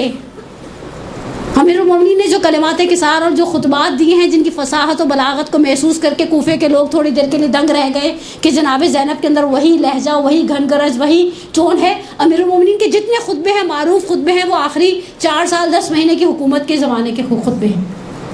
مولا کائنات کی ظاہری خلافت کے زمانے کے خطبے ہیں۔ مولا اپنے کیپٹل میں، اپنے شہر کوفہ کے اندر بیٹھے ہیں، بیٹے سارے صحیح و سالم ہیں، انصار و اقربا پاس ہیں۔ مولا پرسکون ماحول سے اپنے گھر سے جاتے ہیں، مسجد کے اندر خطبہ دیتے ہیں، گھر پلٹ آتے ہیں، مولا میں آپ کی بیٹی پر قربان ہو جاؤں۔ بیسیکلی ایک ریسائٹر کو کہیں پر چھوٹی تقریر کرنی پڑے، بڑی تقریر کرنی پڑے، 3 چیزیں ہمیشہ چاہیے ہوتی ہیں۔ سب سے پہلی چیز پیس آف مائنڈ۔ خدا نخواستہ میں ابھی آپ کی خدمت میں تقریر کر رہی ہوں، میرا ابھی ذہن الجھ جائے، میں تقریر کرنے کی صلاحیت سے خود بخود محروم ہو جاؤں گی، میرا دھیان لگ جائے خدا نخواستہ، یا بعض اوقات ہم تقریر کر رہے تھے، ہمیں لگے ہمارا بچہ گر گیا، ہم دودھ کے نیچے چولہا کھلا چھوڑا ہے۔ ہماری عورتوں کی تو ذہنی رو بھٹکنے کے لیے ایسی چیزیں کافی تھی، چاولوں کے نیچے چولہا تو نہیں چھوڑائی تھی، اب وہ اب شیطان وسوسہ کرتا رہے، ہائے ہائے واپس جائیں گے تو کیا حال ہوگا، اس پتیلی کو کیسے صاف کرنا پڑے گا۔ لیکن پیس آف مائنڈ چاہیے نا، میں بول رہی ہوں، آپ بولتی ہیں، جب آپ کہیں تقریر کر رہی ہوتی ہیں، آپ کو ذہنی سکون بولے چاہیے، اوکے۔ دوسری چیز فزیکلی فٹنس۔ اگر فرض کریں کتنے، میں کہتی ہوں، میں نام نہیں دیتی، میں بڑی فین ہوں بعض اچھے ریسائٹرز کی، خدا نخواستہ کی داڑھ میں درد ہو آ جائے، آپ کے خیال میں بول سکیں گے؟ نہیں، یوں لے کے بیٹھو بندہ، پتہ بھی چل جاتے داڑھ میں درد ہے۔ انسان کو فزیکلی فٹنس چاہیے۔ اور تیسری چیز، سننے والا مجمع تیار چاہیے۔ آپ سارے آپس میں باتیں کرنے لگ جائیں، میرا خیال ہے یہاں کسی اچھے خطیب کو بھی لا کر بٹھا دیں تو وہ تقریر کرنے کے قابل نہیں رہے گا۔ جناب زینب کے پاس تینوں چیزوں کی کمی تھی، تینوں چیزوں کی کمی تھی۔ میں صرف کبھی چشم تصور سے سوچتی ہوں، میں نے اپنی زندگی میں ایک مجلس ایسی پڑھی، ہمارے قریبی اعزاء میں سے تھی، سامنے نیچے سلیبس برف کی سلیں رکھی جاتی نا میت کی شدید گرمی کے عالم میں، وہ ان کے بچے، ان کے داماد لا کر رکھ رہے تھے، اور بیٹیاں بھی نڈھال پڑی، جو جنازوں پر پڑھی جاتی ہیں۔ بہت دیر تک میں مجلس پڑھ ہی نہیں پائی، مجلس کے درمیان میری اپنی طبیعت خراب ہو گئی۔ میں نے سوچا یہ شخص جو مرا ہے، بڑے احترام سے ان کا انتقال ہوا، بڑے احترام سے جنازہ اٹھائے گا، بس بیٹیوں کا انتظار تھا کہ ساری پہنچ جائیں، باپ کا آخری دیدار کر لیں۔ جس بیوی کی آنکھوں کے سامنے بھائیوں کے سر تھے، سر، ایک جملہ کہا ہے ہمارے مقاتل نے، روزہ ہی استاد نے، سید عبداللہ فاطمی نے اس جملے کو بعض مصادر سے نقل کیا ہے، ذرا کہ جناب سید الشہداء کے سر سے کہتے ہیں کلمہ، اپنی بیٹی سے کچھ جملے کہو۔ سکینہ سنبھلتی نہیں ہے، بی بی اس عالم میں کہ کیا پیس آف مائنڈ ہوگا شہزادی کے پاس، مجھے نہیں معلوم۔ میں نے پچھلے دنوں ایک عراقی ڈاکومنٹری دیکھی تھی، اس میں دکھایا سید الشہداء کی آنکھیں نیم وا تھیں، آدھی کھلی ہوئی آنکھیں تھیں، واللہ عالم مجھے نہیں پتا۔ میں نے کہا نا، میں نے یہ چیز کبھی مقتل میں نہیں پڑھی، لیکن اس نے کہا جب دیکھتی تھی میں بھائی کے چہرے کی طرف تو احساس ہوتا تھا اس بھائی نے آخری لمحات میں مجھے کیا کہا تھا۔ منہ سے کوئی ایسی بات نہیں کہنا جو قدر و قیمت کو گرا دے۔ پیس آف مائنڈ نہیں تھا شہزادی کے پاس۔ فزیکلی فٹنس کی بات کرتی ہیں، میں نے ابھی آپ کی خدمت میں سوگنامہ آل محمد کا آغا محمد ہری شہری، اردو میں کتاب کا ترجمہ سوگنامے کے نام سے ہی ہے، اور ہمارے کراچی میں پرنٹ ہوئی ہے یہ کتاب پہلی مرتبہ۔ بہت جملے میں نے آپ کی خدمت میں نقل کیے نا، 25 سے 26 بچے۔ بعض جگہ پر ایسا ملتا ہے جب کوئی بچہ گرتا تھا، جناب زینب اپنے آپ کو پشت ناقہ سے گرا دیتی تھی، اور جناب زینب کے رکنے سے قافلہ رک جاتا تھا، اور شہزادی لوگوں سے کہتی تھی تم میں کوئی صاحب اولاد ہے، اس بچے کو دفنا دینا۔ مجھے نہیں معلوم، مجھے کہیں نہیں ملا تاریخ میں واقع کربلا کے بعد پہلی مرتبہ کھانا کب کھایا۔ میں نے کہا نا ہمارا ایک عزیز جاتا ہے، کوئی منہ میں نوالے بھی بہت اصرار سے ڈالتے تو دل نہیں چاہتا کھانا کھانے کو۔ دل کو جب انسان کی آگ لگی تو اسے کھانا پینا یہ سب چیزیں اچھی کھانے لگتی ہیں عزیزان من، اور سامنے تماشائی ہیں، سامنے تماشائی ہیں، ستم ظریفوں کی ہے یہ نگری، یہاں پہ دادے وفا نہ مانگے، میرے جگر پہ چلے ہیں خنجر، بہن کو روکو ردا نہ مانگے. تمہاری بہن جب کہتی ہے الحجاب الحجاب الحجاب، میرا دل کرتا ہے بقول شاعروں کی امام سجاد امام حسین سے کہا. اور اس کے اندر جو جملہ زبان سے نکالا ہے وہ جملہ میں کہتے ہیں دنیا کی ساری فصاحتیں بلاغتیں ہر چیز قربان ہو جائے صرف اس ایک جملے پر. جب عبید اللہ ابن زیاد ملعون نے شہزادی سے کہا کہ خدا نے تمہارے ساتھ اچھا نہیں کیا، اس حقارت بھرے لہجے میں جب عبید اللہ ابن زیاد کا یہ جملہ سنا تو نارملی عورت کا کیا حال ہوتا ہے؟ ہمیں تسلی دینے والے تسلی دے رہے ہوتے ہیں اور ہمارے دل کو قرار نہیں آ رہا تھا. یہاں ایک شخص شماتت اعداء سے طنز کے ساتھ تماشائیوں کے ہجوم میں ایک مخدرہ سے کہتا ہے خدا نے تمہارے ساتھ اچھا نہیں کیا. پلٹ کر کہتی ہے وما رأیت الا جمیلا، میں نے سوا سے خدا سے سوائے حسن کے کچھ دیکھا کہاں ہے. یہ وہ کمال ہے، یہ وہ مقام ہے. سید الشہداء کی بات کا کس طرح سے پاس رکھا، لیکن اس پاس رکھنے کے لیے کیسا صبر چاہیے تھا. میرے آخری ایک اور جملہ چھٹے امام صادق آل محمد امام جعفر صادق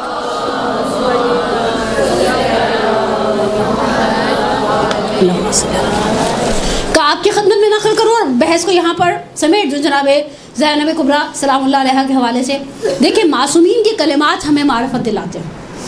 میں نے یہ جملہ شاید آپ کی سماعتوں کی نظر پہلے بھی کیا ہو کہ بقول بزرگان کے جو زیارتوں پر حاشیے لکھتے ہیں اور شرحیں لکھتے ہیں ائمہ کی زیارت کے، کہتے ہیں اگر آپ کو مولا سے محبت کا اظہار کرنا ہے نا امیر المومنین سے تو آپ زیارت امین اللہ پڑھیں. حقیقت ہے. میں کبھی کبھی زیارت امین اللہ کی جب بیک گراؤنڈ پڑھتے ہیں نا تو مجھے ہوتا ہے امام سجاد گھوڑے پر بیٹھ کر مدینہ سے آیا کرتے تھے.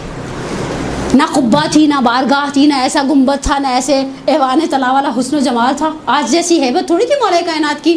قبر متحرک ایک ٹیلا سا تھا، مٹی کا ایک ڈھیر ذرا اونچا سا کوفے کی پشت پر. گھوڑے کی پشت سے اترتے تھے رخسار کو قبر پر رکھ کر. اور حقیقت ہے یہ صرف ایک ٹوکن آف لو ہے امام سجاد کا امیر المومنین کی نسبت. زیارت امین اللہ میں زیادہ سے زیادہ محبت کا اظہار ہے. ائمہ اطہار کا فخر تھا. اور پھر ہمارے علماء کہتے ہیں آغا علی شہری نے ایک جملہ نقل کیا، کہا اگر آپ امیر المومنین کی معرفت کو حاصل کرنا چاہتے ہیں تو وہ غدیر کے دن کی زیارت پڑھیں جو میرے اور آپ کے 10 امام علی نقی علیہ الصلوۃ والسلام اللہم صلی علی محمد وآل محمد وعجل فرجهم امام علی نقی سے نقل کی گئی ہے. غدیر کے دن کا اچھا مفصل زیارت ہے، مفاتی میں موجود ہے. صاحب مفاتی نے ایک جملہ اور بھی آپ مومنات کی خدمت میں کہہ دوں، یہ ہم خواتین اعمال نکالنے کا بھی بڑا اچھا سلسلہ شروع کیا. پہلی شعبان کے اعمال، رجب کی فلانے دن کی فلانی نماز، فلانی بیوی کے اعمال. مجھے حیرت ہوتی ہے آغا بہجت کے پاس ایک بندہ خدا آیا، در محضر بہجت کا جملہ ہے، اور آ کر کہا آغا سے کہ وہ میں کربلا جا رہا ہوں. اچھا جب ایران عراق کے راستے کھلے تھے تو ایرانی بھی بہت ایکسائٹیڈ تھے جنہوں نے کئی سالوں سے صرف کربلا سنی تھی، دیکھی تو تھی نہیں.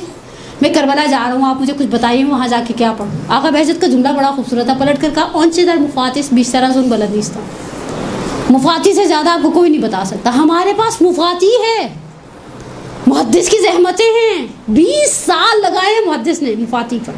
محدث کا خلوص ہے. میں کبھی کبھی سوچوں جس طرح سے مفاتی سے وابستہ اسی القائم کے پلیٹ فارم سے مولانا کمیل مہدوی صاحب کا ایک کلپ بھی ہے، ویڈیو صاحب مفاتی کی عظمت کی طرف جو اشارہ کرتا ہے. محدث عباس قمی اللہ مقامہ کے حرم امیر المومنین میں دفن ہے. مفاتی کے اندر اتنا کچھ ہے. اب ہم عورتوں کا پتہ نہیں شاید پیٹ نہیں بھرتا، ہم چاہتے ہیں کہ جو کچھ مفاتی سے ہٹ کر ہے عورتیں بیٹھ کر بناتی بھی رہتی ہیں. یہ پڑھیں یہ پڑھیں یہ پڑھیں، یہ کہاں سے؟ میرے پاس تو کوئی مجھے بھیجتا نا، یہ اس کی اتھینٹسٹی میں نے کہا جس نے بھیجا اس سے پوچھیں. نپ دا ایول ان دا بڈ. ہم نے شروع میں ان چیزوں کو روک تھام کی ہوتی نا تو آج ہمارے درمیان اتنے سارے یہ سلسلے نہ چل رہے ہوتے. ہم پہلے سن رہے تھے، آپ نے کہا میری تو حاجت اٹک گئی تھی، میں نے جیسے یہ پڑھا یہ یوں کام ہو گیا. اور پھر ہم تابوت پر کبھی سیب اٹھا لیتے ہیں اور کہتے ہیں پورا سال سیب نہیں کھائیں گے. سیب کھانے سے کیا فرق پڑے گا؟ جلل قال. مجھے اسی نے کنٹینیو کا میں نے سیب کی منت اٹھا دی تھی، بے دھیانی میں کھا لیا. میں نے کہا پہلے تو مجھے پتا شادی شدہ عورت ہے، شوہر سے پوچھ کے منت مانی تھی. تو بیچاری کہنے لگی اب کیا انگلی پکڑ کے چلے شوہر کی. میں نے کہا جہاں شریعت نے کہا وہاں ہم پکڑ کے چلتے نہیں ہیں، اور جہاں نہیں کہا وہاں وہ بیچارے کے سر پہ ڈال دیتے ہیں. یہی زبردستی لے کر گئے تھے بیچارہ، نہ 3 میں نہ 13 میں. ایسے اعمال بنا کے ہم نے ڈھیر لگائے ہوئے ہیں. میرے پاس ہر روز واٹس ایپ پر آئے تھے اعمال ام البنین، اعمال فلانی، اعمال. ارے مفاتی میں اتنا کچھ ہے. مفاتی میں کس درد کی دوا نہیں ہے. مفاتی واقعات و صالحات حقیقت ہے ہمارے پاس ایک ڈھیر ہے، لیکن اس صاحب مفاتیح میں نے جس طرح سے زیارتوں کو نقل کیا وہ خوبصورت ترین زیارتوں میں سے مولا کی. اگر آپ میں سے کبھی ایسا دل ہو نا معرفت امیر المومنین کی حاصل کیجیے، اس زیارت کے جملوں پر توجہ، اور معصومین کی زبان سے نکلے ہوئے جملے ہیں. آگے اسد شاکری صاحب کا بھی ایک کلپ میں نے دیکھا، یہ جو معصومین کا کلام ہے اس کی اپنی ایک برکت ہے. اب میں آخر میں ایک جملہ، اب یہ جملہ چھٹے امام کا ہے، لسان صادق ہے، رئیس مکتب تشیع ہے، ہم فقہ جعفری سے وابستہ ہے، اور جعفری اب واللہ علم میرے تو خیر اعمال ایسے نہیں ہیں، لیکن ہم جعفری کہلانے میں فخر محسوس کرتے ہیں الحمدللہ. وہ معصوم کہتا ہے سلام بھیجتے ہیں، وہ معصوم سلام بھیجتے ہیں. کیا کہہ کر سلام بھیجتے ہیں؟ کہ ہمارا سلام اس معظمہ پر، بی بی جبل صبر تھی، صبر کا پہاڑ تھی. اور صبر کا پہاڑ کس طرح سے نہ کہیں. امام صادق منصور کے حکم پہ جب امام کے گھر کو آگ لگائی گئی، امام کے عیال، گھر کی کنیزیں، غلام سب باہر نکل آیا. راوی نے دیکھا کہ امام صرف گھر کے شعلوں کو بھڑکتا ہوا دیکھ رہے ہیں. آگے بڑھا تسلائے قلب کے لیے، دلاسا دینے کے لیے ایک جملہ امام کی خدمت میں عرض کیا، کہا مولا الحمدللہ شکر کا مقام ہے، آپ سالم، آپ کے بچے سالم، بیویاں، ازواج، کنیزیں، غلام سب تو باہر کھڑے ہیں. امام نے کہا تم سے کس نے کہا کہ میں اس گھر کے شعلوں کو دیکھ کر، یعنی اس وجہ سے صرف گھر کے جل جانے پر رو رہا ہوں؟ کہا مولا آپ بھڑکتے ہوئے شعلوں پر آپ کی نگاہ ہے، اور آپ کی آنکھوں سے آنسو محاسن پر جاری ہیں، داڑھی پر آنسو گر رہے ہیں. امام فرماتے ہیں ان بھڑکتے ہوئے شعلوں کو دیکھ کر مجھے شام غریبہ کے جلتے ہوئے خیمے یاد آئے.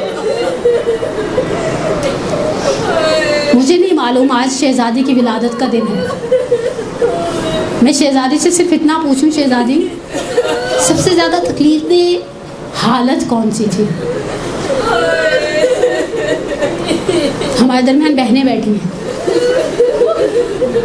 خدا کبھی بھائیوں کے کسی دکھ میں نہ رلائے. پرسوں 28 رجب تھی، میں نے کچھ جملے پڑھے، پتہ نہیں کسی محفل میں ہی تھی.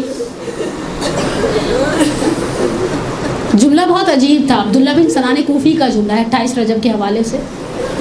کہا جب میں 28 ذیشان حیدر جوادی علی اللہ مقامہ نے نقل کیا، مرحوم ذیشان حیدر جوادی میری جان قربان ہو جائے، واقعاً بہت زحمتیں ہیں ان کی، ہم نے شاید قدر ہی نہیں جانی برے صغیر پاک و ہند کے علماء کی.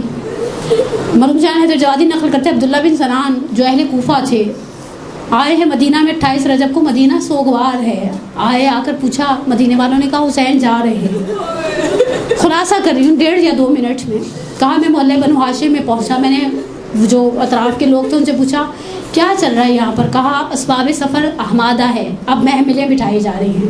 کہا حسین ایک مسند پہ بیٹھے ہوئے ہیں، عباس انتظامات سفر کر رہے ہیں، اکبر ہیں، قاسم ہیں، اور محمد ہے، جوانان بنی ہاشم ہیں.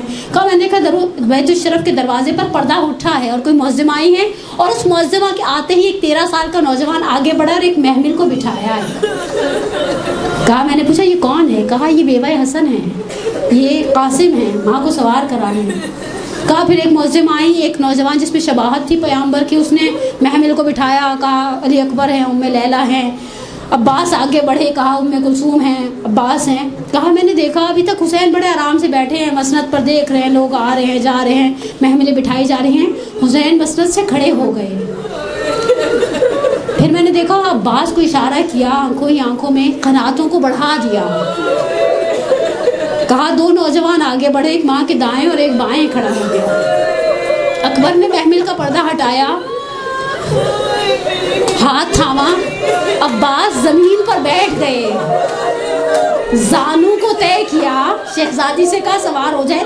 میں نے کہا یہ کوئی انداز علی سے نکلا ہے.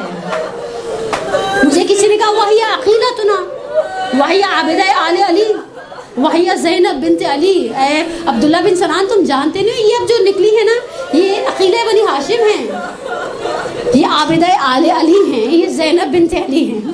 دیکھا کس شان سے رخصت ہوئی ہے. آپ نے عبداللہ بن سنان کوفی کا جملہ سنا، میں نے کتاب کو سمیٹ دیا صرف آخر کے جملے. 11 محرم کو حمید ابن مسلم ازدی کا بھی جملہ سنتی جائیے.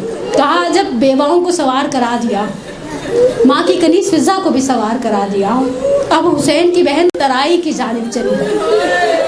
حمید ابن مسلم آپ سب جانتے ہیں، وہ مؤرخ ہے کربلا کے واقعے کا. وہ سپاہی نہیں ہے، عمر سعد کا، کہا میں نے سنا تھا زینب بیٹوں کے ساتھ آئی ہیں، مجھے اس چیز کا احساس تھا یہ بیٹوں کو آواز دے گی اور محمد اب ماں سوار ہونا چاہتی ہوں، لیکن میں نے دیکھا علی کی بیٹی کے لب ہلے، صرف ایک آواز زیر لب تھی، یا اخی ابو الفضل عباس، عباس کہاں ہو کہ زینب سوار ہونا چاہتی ہے۔ میں بی بی سے پوچھوں، بس میرا آخری جملہ، میں بی بی سے پہلا سوال کروں، بی بی سخت وقت کہاں تھا؟ ہم طے نہیں کر پائے۔ وہ وقت سخت تھا جب 5 سال کے سن میں رات کی تاریکی میں ماں کا جنازہ اٹھا، جب آپ بابا کے اور دروازے کے درمیان آ کر کھڑی ہو گئی اور آپ نے کہا بابا ماں کے بغیر کس طرح سے رہیں گے؟ ہماری ایک استاد ایک جملہ پڑھا کرتی تھی، میں نے آج تک تاریخ میں یہ جملہ نہیں پڑھا، لیکن اور مجھے یہ بھی نہیں معلوم کہ ہماری وہ استاد زندہ ہیں یا خدا اگر دنیا سے جا چکے ہیں تو خدا ان کی کبیرہ صغیرہ گناہوں کو انشاءاللہ معاف کرے۔ وہ کہا کرتی تھی جناب زینب کو آخری وقت میں جناب سیدہ نے کہا تھا بہنیں چھوٹی ہوں یا بڑی بھائیوں کے لیے ماں ہوا کرتی ہیں۔ دیکھو زینب میرے حسین کو تنہا نہیں چھوڑنا، اور ہم ہمیشہ کہتے ہیں نا زینب نے بھائی پر قربان کر دی، پسر نہیں، زینب کی قربانی امام وقت کے حوالے سے تھی۔ زینب کو احساس تھا زینب کی معرفت کا وہ مقام تھا، لیکن جب امام صادق کہہ رہے ہیں صبر کا پہاڑ ہے، دیکھیں صابر نہیں کہا، صبورہ نہیں کہا، صبر کا پہاڑ کہا۔ میں بیوی سے پوچھوں بیوی وہ رات کس طرح سے گزاری ہوگی جب صحن خانہ میں چھوٹی بہن اور 2 بھائیوں کے ساتھ تھی، اور بابا ماں کے جنازے کے بعد بقیع میں جا کر قبروں کے نشان بنا رہے تھے، یا اس سے زیادہ سخت وہ رات تھی جب نصف شب میں بابا نے جام شہادت نوش کیا۔ لیکن میرا دل یہ کہتا ہے یقینی سی بات ہے، دیکھیں کچھ جملے محتاج نہ تاریخ کے ہیں، نہ مقتل کے ہیں، نہ مورخ کے ہیں، یہ چیزیں انڈرسٹوڈ ہوتی ہیں جب بابا کو دفنا کر بھائی پلٹے ہوں گے تو بھائیوں نے سر پر ہاتھ ضرور رکھا ہوگا اور کہا ہوگا زینب ابھی ہم ہیں نا۔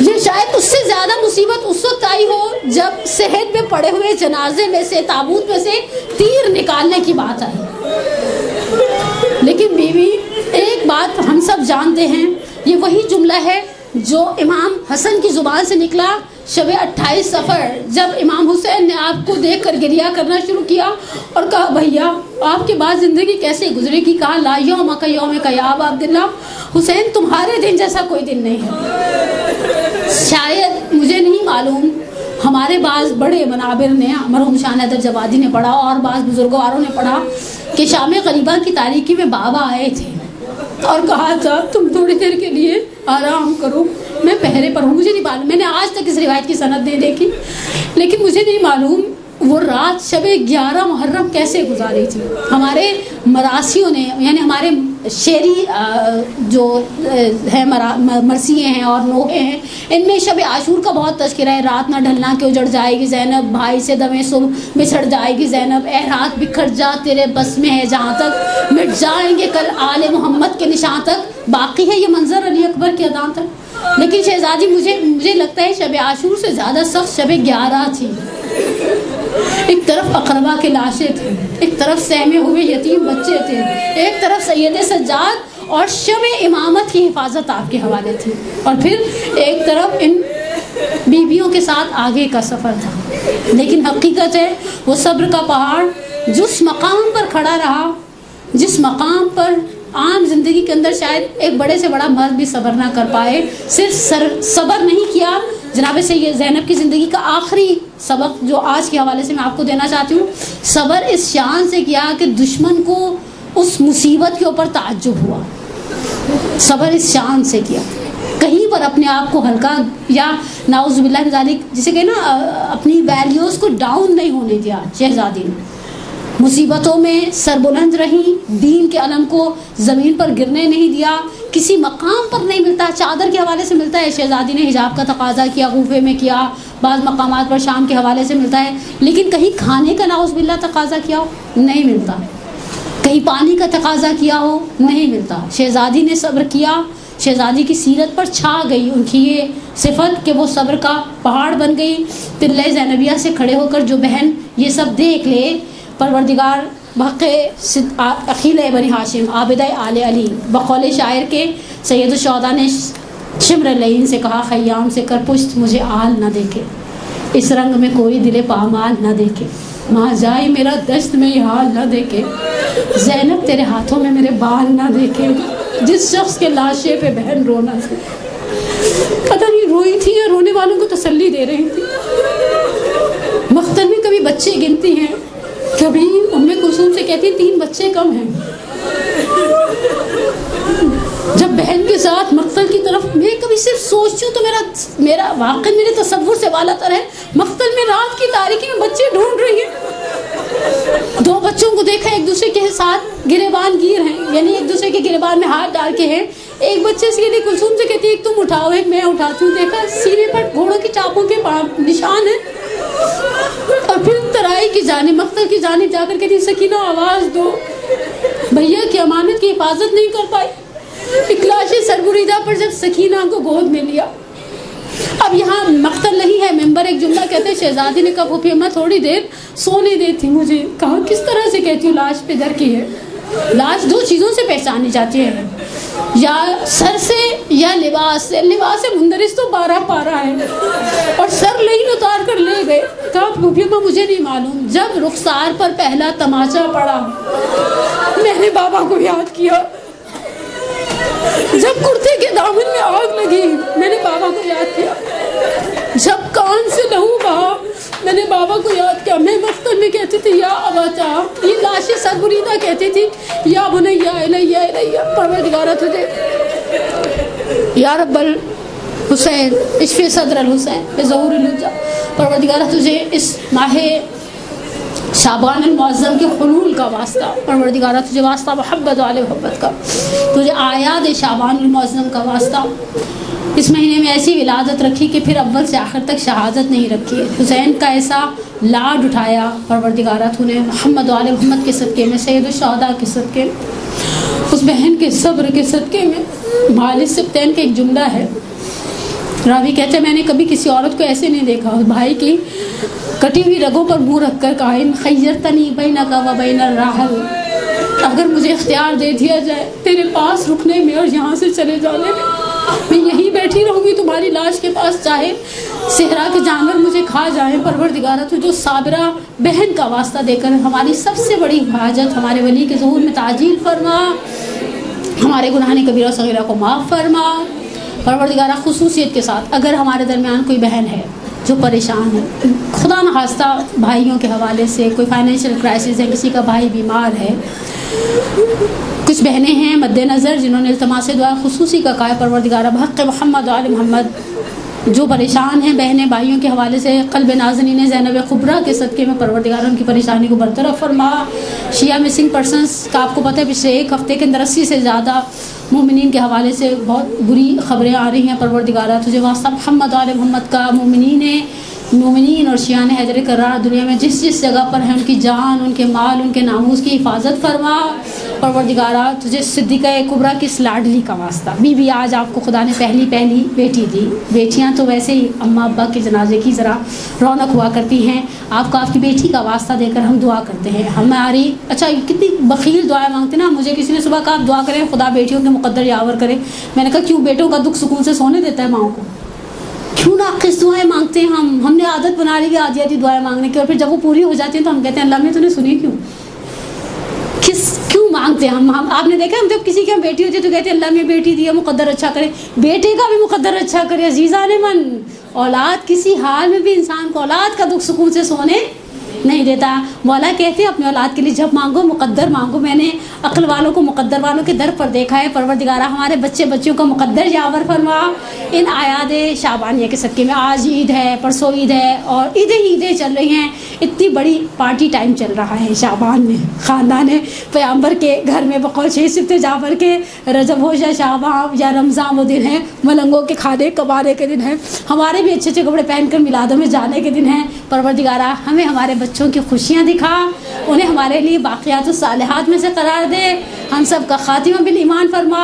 एक खुसूसी दुआ आप सारी बहनों के लिए जो संडे वाले दिन निकलते हैं ना, मैं जब भी आती हूँ संडे वाली मोमिनात के लिए बड़ी दुआ करती हूँ। बेचारे सारे लोग सो रहे होते ना दोपहर में और हम बेचारे यहाँ बैठे। मैं तो खैर बेचारी नहीं हूँ, लेकिन आप लोग मुझे सुनना 1.5 घंटा, कितना सब्र वाली बात है। मेरा बस चले ना तो मैं हर दर्स में जाकर 2-2 पैराडोल बांटती रहूँ, आप भी खा लें या बाद लोगों को आंखें बंद करो रिलैक्स होकर सो जाएं।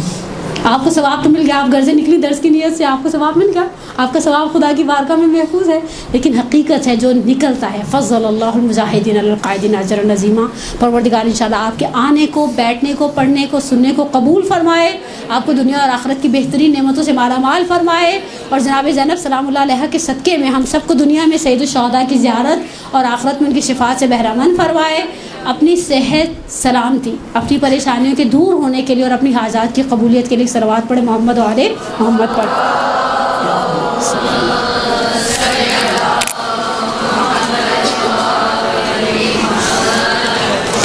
برحمتك يا أرحم الراحمين وصلى الله على محمد وآله الطاهرين.